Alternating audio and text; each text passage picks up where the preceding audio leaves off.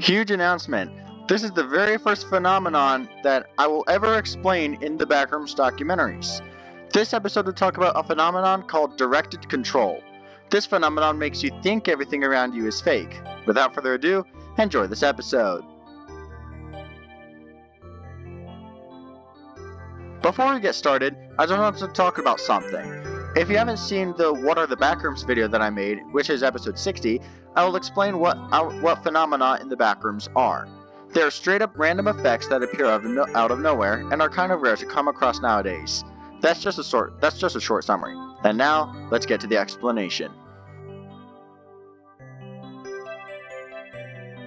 Phenomenon 1 of the backrooms, also known as directed control, is an effect in the backrooms that makes wanderers believe that the environments around them, including themselves, are fake.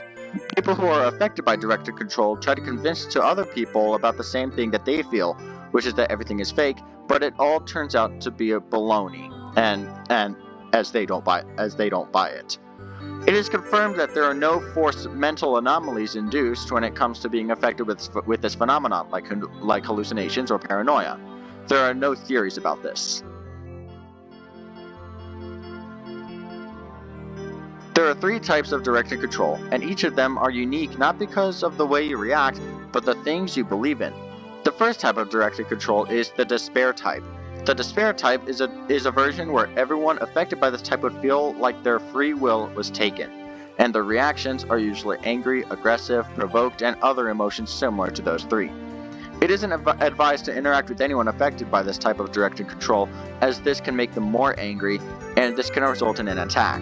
Being affected by this version can be hazardous, as you could deny any action of fighting back this phenomenon, and several health hazards can occur.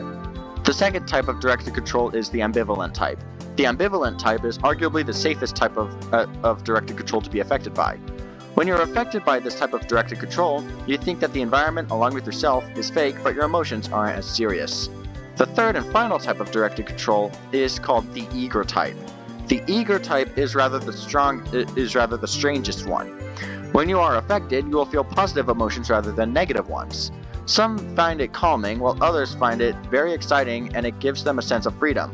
People affected by this type of directed control claim something that controls them, primarily what they call a greater existence.